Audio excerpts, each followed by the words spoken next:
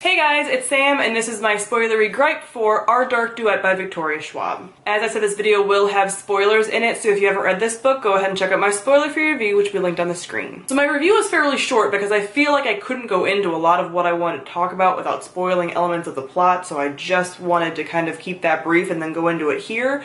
But this book I found disappointing. It was not a bad read. I still enjoyed it overall. It's a 3-star, solidly in the middle, but it just didn't live up to my expectations from book one, and I feel like there were a lot of loose ends with this, which was really surprising to me. So with the world building and getting to see outside of Verity, that was really cool. I liked being in Prosperity and getting to see like Kate's new friends and stuff, but I feel like everything in that outside of Verity world was just dropped and not followed up on and not really explained. So we have this whole exploration of how the monsters are manifesting outside of Verity, that people aren't really aware of it. There's these heart eaters, and then there's this chaos eater that's formed, and all of this stuff, and we have her group of friends and everything. But the monsters specifically aren't really explained here, and the monsters in the first book were like really well explained and really well thought out and like talked about, and they just aren't here. So it's like, why drop them in and then just leave them unexplained? Like, I know they were a new phenomenon and whatever, but it's just like, there could have been more thought put into that. I wanted to know like what actions make the heart eaters, what actions made the chaos eater, like at least have a theory about that, and they really didn't. They were just there as a plot device, where I feel like the monsters in Verity were actually fully realized, fleshed out monsters, and the monsters in like Prosperity, for example, were just there to kind of push the plot along. Like, we needed the Heart Eaters for her to find the Chaos Eater, for her to make it back to Verity. Like, that's it. So I feel like they didn't exist outside the story the way that I feel like the monsters of Verity actually exist outside the story. And even the subplot with her friends, you have these friends, and then there's really no follow through. Like, yes, she writes Riley a couple emails, but it's really only Riley, and that's it. And it's like, why even have them in there? Like, they just didn't feel real. Like, all of her little friends didn't feel real. Her time spent outside Verity didn't feel real to me. Like, it just was like, okay, like, this doesn't feel like it happened because I'm feeling no connection to it whatsoever.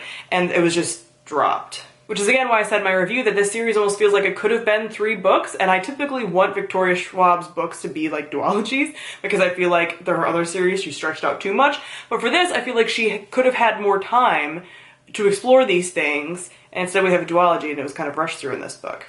Like, I just really want to know what actions manifest the Heart Eater and the Chaos Eater, and the Chaos Eater specifically because it's such a cool monster and cool like villain. And we know it feeds on, like, chaos and death, but, like, what made that?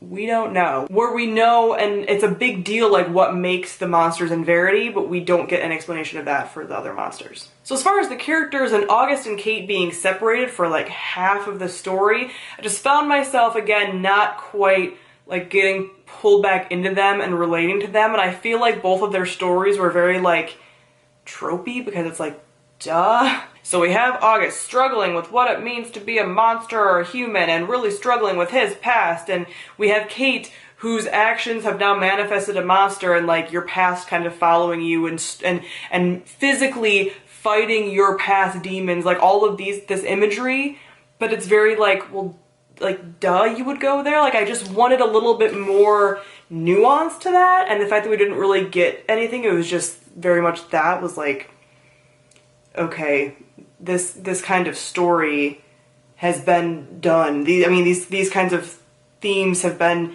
like banged over our head before, and yes, that's how any story is. Like, every story's been done according to some people, but like, I really wanted more out of this, and I'm disappointed we didn't get that. I also remain very mad about Ilsa, his sister, just being underutilized. Like, that's one character that's a side character in a series that I really would have liked to see more information about. I would like a whole, like, novella about her. I wanted more from her, and it's, like, such a waste. So we got a little more of her with, like, the hacking and, like, the helping out, and she's so great. But ultimately, she dies at the end again, because I almost feel like she died in the first book, too, even though she didn't. Like, it's just, like, really? I want more from her. And all the other side characters, like I said, whether it was Kate's friends or whether it was some of the characters that were in FTF and some of those, August's dad is the only one that really kind of feels fleshed out, but otherwise it's just like, they all just don't quite get there. Like, I don't care enough because they don't quite feel real. Also, there are way too many villains in this. Like, we have Sloane, we have the Chaos Eater, we have Alice, and it's kind of like, who am I supposed to be paying the most attention to here?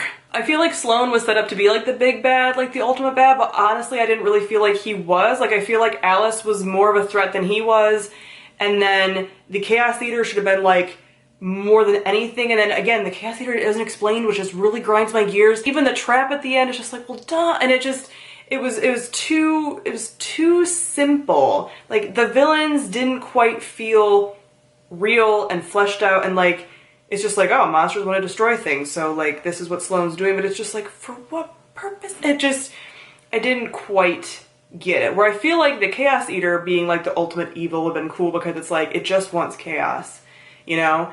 And fighting that would be incredibly difficult, but like, Sloane being the main man in charge was like, why though? And why are there so many villains? Like, I know it's a book about monsters, but like, there's just too many that you're juggling and having to worry about. It just was too much. I also really wanted to see kind of more of Sorrow, and like, it's cool that we had this gender non-conforming character, but like, I just wanted more out of that too. Like, nobody felt real in this for some reason. Although I am glad that we didn't really get a romantic subplot with August and Kate. Like, we did a little bit, they had a make out scene and they realized they couldn't kiss because he might steal her soul on accident. And that was that, and there wasn't a lot of like pining and like I love yous and all that. Wonderful, thank you, bless. But yeah, the ending and everything, even that was just like, because in the end, August kind of realizes like all souls are tainted and there's not really sinner versus saint, and maybe we're not supposed to judge people and blah blah blah. And he gets these little snippets of that like throughout the story when he has to like reap some of the other souls, and he's like, this isn't fair, and that woman being like, my husband changed and how dare you do this and whatever. But I would have liked him to finally come to that conclusion without having to, because the souls are like striped, like all of them are, you know, an outside force made it so that they can't distinguish who's bad and who's good. Like, he should have come to that conclusion sooner and not have it forced upon him at the end, kind of, and just being like very quickly like wrapped up, because he only got a few little drops of that throughout the story, and then it was like wrapped up with the bow, and it's like, here, now you don't have to really like think about it, it's just forced on you, and it's like, no. And it was just a really predictable ending as far as that goes, as far as like, he has to come to terms with the fact that like, people aren't just sinners and saints, and so does sorrow and blah. Well, yeah, like when you bring these themes out, like of course that's kind of, can we do something a little bit different? Just like a little different. And ultimately, tragically, I didn't really care about Kate's death. It was good in that I always bitch about like not having enough character death and not having enough sacrifice and whatever. So like her and Ilsa going are like, I guess, better than not. If they would have survived, I think I would have given this an even lower rating, but it's still just like, I don't really care that much. I don't really like this, her going out that way. I mean, I'm okay with it. Like, I'm not mad about her dying. Like, I'm not disappointed in that. I'm like, that's cool, but I just didn't really care about it. I just don't care, and that's what I'm disappointed about. I'm not disappointed in her death. I'm always here for more characters dying, especially main characters. Great, awesome. But it's just like, I want to care, and I just really didn't care. And I don't know if it's because I had like too much time between when I read this book and the last book. I don't think so.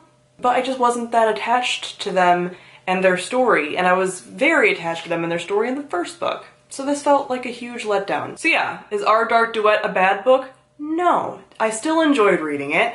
It just didn't really live up to my expectations, and I felt like it could have done more with the world and what it was given and everything, and it just kind of let me down. So comment down below, let me know what you thought of Our Dark Duet. Thank you all for watching, and I'll see all of you guys soon. Bye.